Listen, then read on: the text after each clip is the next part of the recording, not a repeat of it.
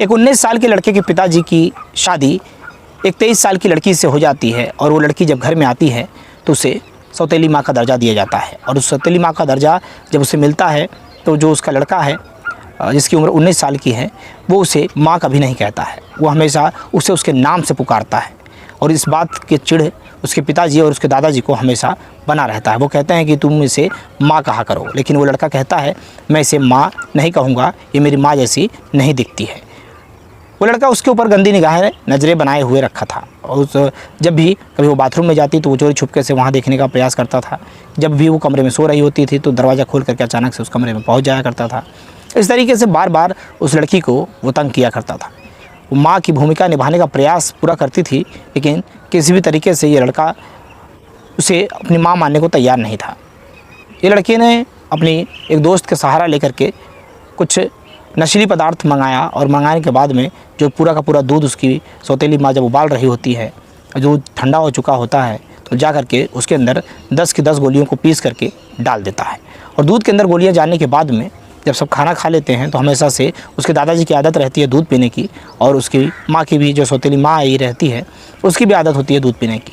दोनों लोग दूध पीते हैं और दोनों लोग बेहोश हो जाते हैं। बेहोशी की हालत में वो लड़का उस लड़की को अपने दोस्त के सहारे से उठा करके जंगल में लेकर चले जाता है। और जंगल में ले जाने के बाद में उसके साथ में कुछ ऐसी हरकतें कर देता है और उन हरकतों के बाद में कोई उसे न माफ़ कर सकता था, कोई न उसे क्षमा कर सकता था। उसके दोस्त ने और उसने मिल करके उसके साथ पूरी रात बलात्कार किया। बलात्कार करने के बाद उन लोगों ने उसे ज़िंदा एक गड्ढा खोद करके उसमें फेंक दिया। इसकी जानकारी जैसे ही गांव वालों को लगती है, आसपास के लोगों को लगती है, सब मौके पर पहुंचते हैं और फिर कुछ ऐसा कर बैठते हैं जिसे सुनने के बाद में आप भी दंग रह जाएंगे। नमस्कार, मैं श्रवण कुमार और आप देख रहे हैं ये सच्ची कहानी। उत्तर प्रदेश के मुजफ्फरनगर थाना पिताबी का है और गाँव का नाम है नूनाखेड़ी। नूनाखेड़ी गाँव में सुबह के समय 4 साढ़े 4 बजे के करीब में एक व्यक्ति जिसका नाम मोहन चंद है, वो शौच के लिए घर से निकलता है और लोटा लेकर के, टॉर्च लेकर के कुछ गीत गुनगुनाता हुआ सुबह सुबह वो शौच के लिए जाता है। और जाने के बाद जैसे ही शौच के लिए बैठना का सोचता है, उसका पैर एक गड्ढे में चले जाता है। और गड्ढे में जैसे ही पैर जाता है वो पूरा का पूरा टॉर्च और लोटा लेकर के उस गड्ढे में गिर जाता है। और जैसे ही गड्ढे में गिरता है उसकी शरीर एक भद्द से नीचे, जैसे गड्ढे में गिरने के बाद में आवाज़ आती है, वो देखता है कि वो किसी नग्न अवस्था में पड़ी लड़की की टांगों के ऊपर खड़ा है। और जैसे ही वो देखता है, नीचे टॉर्च जलाता है, उस लड़की का चेहरा देखता है, वो पूरी तरीके से सन्न रह जाता है, पूरी तरीके से डर जाता है। वो चीखने और चिल्लाने लग जाता है। उसकी चीख और पुकार सुन करके गांव में आसपास के लोग जो हैं वो तुरंत मौके पर पहुंच जाते हैं। मौके पर जैसे ही लोग पहुंचते हैं, अब वो जो व्यक्ति रहता है, गड्ढे में गिरा रहता है, उसे लोग किसी तरीके से मदद करके बाहर निकालते हैं। अब वो पूरी तरीके से डर चुका हुआ जो मोहनचंद है, अब सभी लोग ढूंढने लग जाते हैं कि आखिर ये लड़की है कौन। और ये लड़की की लाश जो है अभी ताज़ी दिखाई दे रही है, जिंदा दिखाई दे रही है। वो उसे बचाने का प्रयास करते हैं लेकिन लड़की बचती नहीं है। अब चेहरा जब उसका पहचानते हैं तो लोग पहचान जाते हैं कि तो हमारे गांव की ही एक लड़की है जिसकी शादी अभी नई नई हुई है, ये गांव की बहू है। अब उसको देखने के बाद में लोग उसके घर पर तुरंत दौड़ करके चले जाते हैं और दौड़ कर जाते हैं तो वहाँ पर कहते हैं कि मोहर सिंह, जो कि तुरंत वहाँ पर मौके पर पहुँचते हैं। और पहुँचने के बाद में जब देखते हैं कि उनकी जो बहू है वो पूरी नग्न अवस्था में वो मर चुकी है और उसे गड्ढे में फेंका गया है, वो भी देख करके दंग रह जाते हैं और चीख पुकार उनके मुँह से निकलने लग जाती हैं। अपने बेटे को भी बुलाते हैं। अब जिस तरीके से लोगों को सुबह धीरे धीरे उजाला भी होने लगा था और अचानक से गांव के आसपास के सैकड़ों लोग वहां पर एकत्रित हो जाते हैं। लेकिन कुछ देर में सुनाई देता है, सभी लोग ढूंढने लग जाते हैं कि आखिर इसका हत्या किया किसने है। तभी लोगों को कुछ पैरों के आवाज़ उस जंगल की तरफ दौड़ते हुए दिखाई देते हैं और जंगल से बाहर की तरफ वो लोग निकल रहे थे। गाँव के लोग तुरंत उसका पीछा कर लेते हैं और पीछा करते हुए 2 लोगों को तुरंत पकड़ लेते हैं। वो दोनों नए लड़के रहते हैं, नई उम्र के रहते हैं। उनको पकड़कर जैसे ही वो वहाँ पर लाते हैं और उसे उन लड़कों को वहाँ पर देख करके जो वहाँ पर बुजुर्ग व्यक्ति आया रहता है जिसका नाम मोहर सिंह है, वो उसे देख लेता है। अब वो पूरी तरीके से डर जाता है। वो तुरंत वहाँ से अपनी बाइक उठाता है और जिसकी उम्र लगभग 65 वर्ष की रहती है, वो थाने पर चले जाता है। और थाने पर जाने के बाद बोलता है, SHO साहब अपनी नींद से उठिए और मेरे पोतों को बचा लीजिए। गाँव वालों ने मिल करके मेरे पोतों को घेर लिया है और पूरी तरीके से मार रहे हैं। अब मैं इन्हें बचा नहीं सकता था, इसलिए मैंने आपके पास आ गया हूँ। एसएचओ साहब तुरंत मौके पर तैनात होते हैं, अपने सिपाहियों को लेते हैं, अपने हमराहियों को लेते हैं और ले करके तुरंत मौके वारदात पर पहुँच जाते हैं। मौका वारदात पर पहुंचने के बाद में किसी तरीके से गांव वालों को शांत किया जाता है। शांत करने के बाद में उन दोनों लड़कों को वहां से तुरंत जिला अस्पताल के लिए भेज दिया जाता है, क्योंकि उनको चोट काफ़ी ज़्यादा लग चुकी थी, लोगों ने बहुत बुरी तरीके से उनको पीटा था। जैसे जिला अस्पताल वो दोनों लड़के पहुँचते हैं और पहुँचने के बाद में उनको वहाँ से हॉस्पिटल में कहा जाता है कि इनको और अच्छी आवश्यकता है इलाज की, क्योंकि यहाँ पर इनका इलाज नहीं हो पाएगा, तो क्यों आप लोग इनको ले जा करके किसी बड़े अस्पताल में इलाज करवाइए। अब घर वाले तुरंत वहाँ से निकालते हैं, उसको बड़े अस्पताल में लेकर चले जाते हैं और यहाँ पर जो लड़की जो गड्ढे में मिली थी उसको तुरंत वहाँ से ले जा करके उसको पूरी तरीके से प्रयास किया जाता है कि इसकी जांच पड़ताल की जाए और पता किया जाए कि आखिर हुआ क्या है। लड़की को तुरंत पोस्टमार्टम के लिए भेज दिया जाता है। लड़की की डेड बॉडी जैसे पोस्टमार्टम के लिए जाती है, वहाँ से निकल के आता है कि इस लड़की के साथ में बलात्कार हुआ है, वो भी सामूहिक बलात्कार किया गया है और कई दफ़ा किया गया है और रात में कई घंटों इसका मुंह बांधा गया है और इसका दम घुटने के कारण से और ज़्यादा से ज़्यादा ब्लीडिंग होने के कारण से इसकी मृत्यु हो गई है। इस बात की जानकारी जैसे गांव वालों को लगती है, गांव वाले जो हैं पूरी तरीके से अब और ज़्यादा परेशान हो जाते हैं और ज़्यादा क्रोधित हो जाते हैं। अब ये दोनों लड़के जो थे वो मोहर सिंह, जो कि गाँव का ही रहने वाला एक समृद्ध व्यक्ति था, उसके दोनों पोते थे। गांव के लोग मोहर सिंह की सभी बातों को मानते थे, उसे श्रेष्ठ मानते थे, लेकिन उसके पोते द्वारा किया गया ये कृत्य गांव वालों को बिल्कुल रास नहीं आ रहा था। गांव के लोगों ने अब उस अस्पताल पर चढ़ाई कर दी जिसमें मोहर सिंह के पोतों का इलाज चल रहा था। गांव वालों का कहना था कि इलाज करने की आवश्यकता नहीं है, इसे बाहर निकाल दो, इसे फांसी पर चढ़ा दो, इसे चौराहे पर नंगा करके लटका दो। पुलिस किसी तरीके से गाँव वालों को शांत करती है। शांत करने के बाद में अब आगे की जानकारी के लिए इन दोनों को बुलाया जाता है और दोनों लड़के जैसे ही उनको होश आता है, होश आने के बाद में पुलिस इनसे पूछताछ कर रही होती है। अब पुलिस पूछताछ करती है तो पुलिस वाले पूछते हैं कि आखिर तुम लोग जंगल में कर क्या रहे थे। अब ये दोनों लड़के जो हैं, जिसका नाम, एक का नाम है पंकज और दूसरे का नाम है हरिओम बिट्टू। हरिओम बिट्टू पंकज का दोस्त है और पंकज जो है ये सुरेंद्र सिंह का बेटा है। सुरेंद्र सिंह जो कि जो मोहर सिंह है उसका बेटा है और सुरेंद्र सिंह ही उसकी पत्नी की मृत्यु के बाद में एक 23 साल की लड़की से विवाह करके घर ले आता है। अब उसका लड़का बताता है पुलिस वालों को, जो कि इसका नाम पंकज रहता है, पंकज बताता है कि मेरी माँ जब मैं 12 वर्ष का था तभी ख़त्म हो गई थी और मेरी माँ का स्वर्गवास होने के बाद में मेरे पिताजी और मेरे दादाजी हम लोग घर पे अकेले रहा करते थे।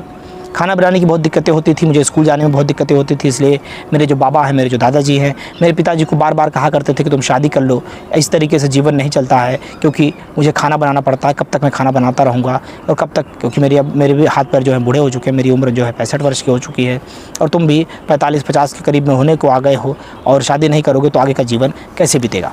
तो मेरे पिताजी ने इन बातों को मानते हुए एक पुष्पा नाम की लड़की से शादी कर ली, जिसकी उम्र 23 साल थी। पुष्पा दिखने में बहुत खूबसूरत थी, बहुत अच्छी थी, बहुत सरल थी और उसे गांव के लोग भी बहुत पसंद किया करते थे और तमाम लोग उसे बहुत माना करते थे। लेकिन पंकज बताता है पुलिस वालों को, मैं उसे कभी भी सौतेली माँ की तरह या माँ की तरह नहीं मानता था। मेरे बाबा हमेशा कहा करते थे कि तुम इसे माँ कहा करो, लेकिन मैं उसके नाम से पुकारता था।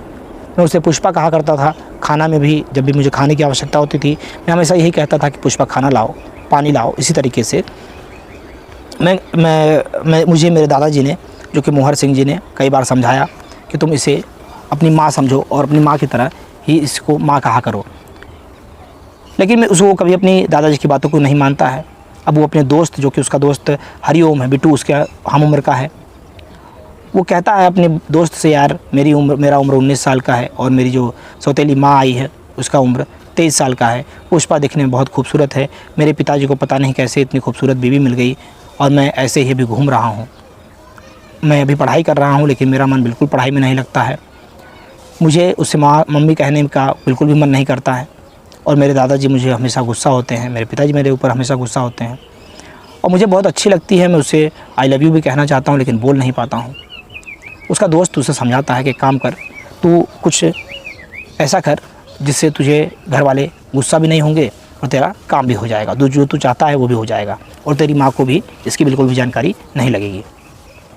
हरिओम उसे समझाता है कि मैं तेरे लिए बाज़ार से, मेडिकल स्टोर से नींद की दवाइयाँ लाऊंगा, वो तू पीस करके दूध में मिला देना और अपनी सौतेली माँ, अपने बाबा और अपने पिताजी को पिला देना।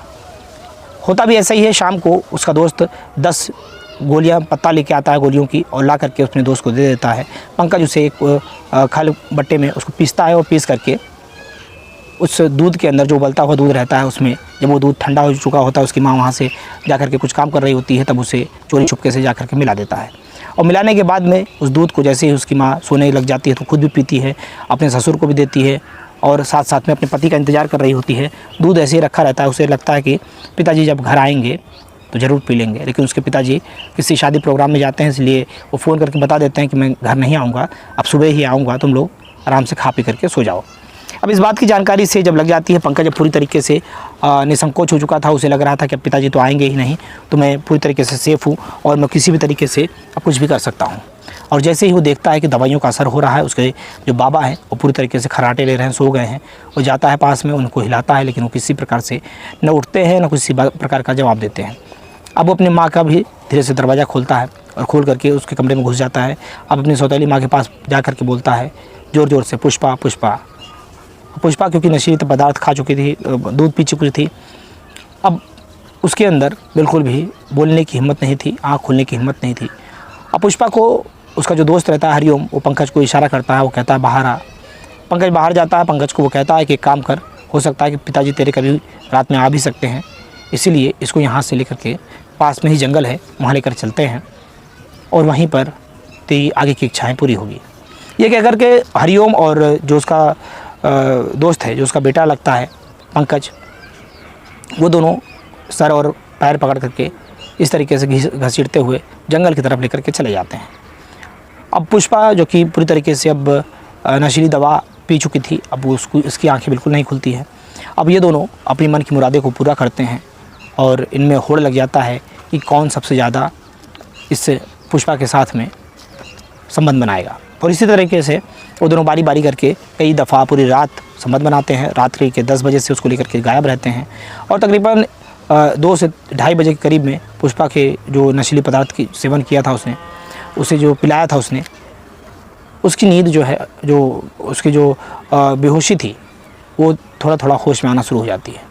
और इनकी करतूतें, इनकी इतनी ज़्यादा इसके साथ में बदतमीजी करना और इतनी गंदी हरकतें करना पुष्पा की नींदों को झकझोर दे रहा था। इतनी बेहोशी की हालत में भी उसे होश आ जाता है और जैसे ही उसे होश आता है, वो तुरंत इस लड़के को, जिसका नाम पंकज है, इसको थप्पड़ लगाने शुरू कर देती है। और जैसे वो पंकज को थप्पड़ लगाती है, अब उसका दोस्त और जिसका नाम हरिओम है, हरिओम और पंकज दोनों डर जाते हैं कि अब ये तो सारा का सारा मामला घर पे बता देगी, भंडा हमारा फूट जाएगा। अब वो दोनों क्या करते हैं, तुरंत उसके जो बदन पे कपड़े रहते हैं, जो साड़ी रहते हैं, उसको खोल करके, क्योंकि पुष्पा अभी भी नशे में थी, क्योंकि उसको पूरी तरीके से होश में नहीं आई थी, अब उसका हाथ पीछे करके बांध देते हैं उसी साड़ी से उसका पैर भी बांध देते हैं और उसका ब्लाउज़ ले जा करके उसके मुँह में ठूस देते हैं और फिर उसके साथ में गंदी हरकतें करने लग जाते हैं। अब सारी रात इसी तरीके से जब वो करते हैं तो पुष्पा की अचानक से कब वो दम तोड़ देती है, इसकी जानकारी ना तो पंकज को लग पाती है और ना ही हरिओम को। तभी हरिओम अचानक से देखता है कि पुष्पा की शरीर जो है पूरी तरीके से ढीली पड़ चुकी है, उसकी आंखें पूरी तरीके से बड़ी बड़ी खुल चुकी है। अब वो अपने दोस्त पंकज से कहता है कि पंकज, शायद इसकी सांसें अब रुक चुकी है और ये मर गई है और जल्दी से जल्दी गड्ढा खोदो और इसे यहीं पर गाड़ दो, नहीं तो पूरे गाँव को पता चल जाएगा और हम दोनों फंस जाएंगे। अब वो दोनों जल्दी से वहाँ पर जाते हैं और अपने घर से फावड़ा लेकर आते हैं और वहाँ पर एक बड़ा सा गड्ढा खोदते हैं और गड्ढा खोदने के बाद में उस पुष्पा को, जो कि पूरी तरीके से नग्न हो चुकी थी क्योंकि कपड़े उसके पूरे निकाल चुके थे, उस पुष्पा को वहाँ पर अंदर धक्का दे देते हैं और धक्का देने के बाद में जो उसकी साड़ी रहती है, जो उसके ब्लाउज रहते हैं, उस पर फेंकना शुरू कर देते हैं। लेकिन बाकी के जो कपड़े थे वो इधर उधर छितर पितर हो चुके थे क्योंकि उसे घसीट के ले गए थे, कहीं पायल, कहीं चूड़ी, इस प्रकार से सारी चीज़ें इधर उधर बिखरी हुई थी। इसलिए सोचते हैं कि क्यों ना उसको भी ढूंढ करके ला करके इसी में डाल दिया जाए, नहीं तो अगर गाँव वालों को पता चल जाएगा तो गाँव वाले तुरंत हमें पकड़ लेंगे और ये भी पता चल जाएगा कि गाँव की ही बहू है, गाँव की ही लड़की है। इसलिए वो ढूंढने के लिए निकल जाते हैं, लेकिन उनको गड्ढा खोदने में, उस लड़की को, पुष्पा को उस पर डालने में, उस महिला को डालने में काफ़ी ज़्यादा समय हो जाता है और सुबह के 4 बज जाते हैं। और सुबह के 4 जैसे बजते हैं और वो कपड़ा और उसके गहनों को ढूंढने के लिए जब निकलते हैं अगल बगल, तभी अचानक से जो गांव का मोहन चंद है वो वहाँ पर शौच के लिए निकल के आ जाता है और टॉर्च लेकर के जब वो आता है, टॉर्च जलता हुआ देख करके वो दोनों आड़ में ही छुप जाते हैं। लेकिन जो मोहन चंद है उसका पैर जैसे गड्ढे में जाता है वो उस लड़की के ऊपर गिरता है और तब तक इन्होंने मिट्टी से उस लड़की को ढका नहीं था। अब मोहन चंद जब चीखने चिल्लाने लग जाता है, इसकी जानकारी सभी को लग जाती है। पुलिस को जब पूरी जानकारी मिल जाती है, पुलिस दोनों लड़कों को गिरफ्तार कर लेती है, पंकज और हरिओम को, और इन्हें कारावास के लिए भेज देती है और इनके ऊपर संगीन धाराओं में मुकदमा भी दर्ज कर लिया जाता है, क्योंकि पोस्टमार्टम रिपोर्ट में आया था कि इस लड़की की बड़ी बेरहमी तरीके से इसके साथ में बलात्कार किया गया है। इसके साथ में इसकी सांस फूलने के कारण से मृत्यु हुई है कई बार और कई घंटों तक ब्लीडिंग हुई है, जिस कारण से इसकी मौत हो गई। अब इसकी जानकारी जैसे ही गांव में लगती है, आसपास के क्षेत्र में लगती है, सभी लोग सन्न रह जाते हैं, दंग रह जाते हैं कि आखिर इस लड़के को हो क्या गया था। इतनी अच्छी लड़की, क्योंकि पहले लड़की 23 साल की थी वो महिला, लेकिन कहीं ना कहीं उसके अंदर माँ का प्रेम दिखाई दे रहा था। जिस तरीके से वो गांव के कामकाज कर रही थी, घर के कामकाज कर रही थी, उससे गांव वाले बड़े खुश थे, बड़े प्रसन्न थे। आसपास की महिलाओं का कहना था कि इसके माता पिता बहुत सीधे साधे हैं और गरीब परिवार की बच्ची थी, इसलिए शादी यहाँ पर कर दी। लेकिन आज सुरेंद्र सिंह के पिता जो बेटे हैं, जो पंकज है, उसने बिल्कुल भी उस लिहाज को अपनी माँ का दर्जा नहीं दिया और इस महिला को मौत के घाट उतार दिया। दोस्तों, इस कहानी को सुनाने का उद्देश्य हमारा किसी व्यक्ति विशेष को ठेस पहुँचाना मकसद नहीं है, तो आपको जागरूक करना है, आपको सजग करना है। और कहीं ना कहीं इसमें दोष दिखता भी है कि सुरेंद्र सिंह, जिनकी उम्र तकरीबन 50 वर्ष की थी, उन्होंने अपने से आधी उम्र की लड़की से शादी की। जिस उम्र में अपनी बेटी की शादी करनी थी, उस उम्र में उन्होंने अपनी शादी की। दोस्तों, पुलिस ने कार्रवाई करते हुए बड़ा एक्शन लिया है। इसमें आपकी प्रतिक्रिया क्या रहेगी? इन लड़कों को कितना कठोर से कठोर सज़ा मिलना चाहिए, और साथ में आपकी प्रतिक्रिया दीजिएगा और बताइएगा कहानी कैसी लगी। कहानी अच्छी लगी हो वीडियो को लाइक करिएगा, चैनल को सब्सक्राइब कीजिएगा। ऐसे ही खबरों के लिए बने रहिए हमारे साथ। मिलते हैं फिर नेक्स्ट वीडियो में।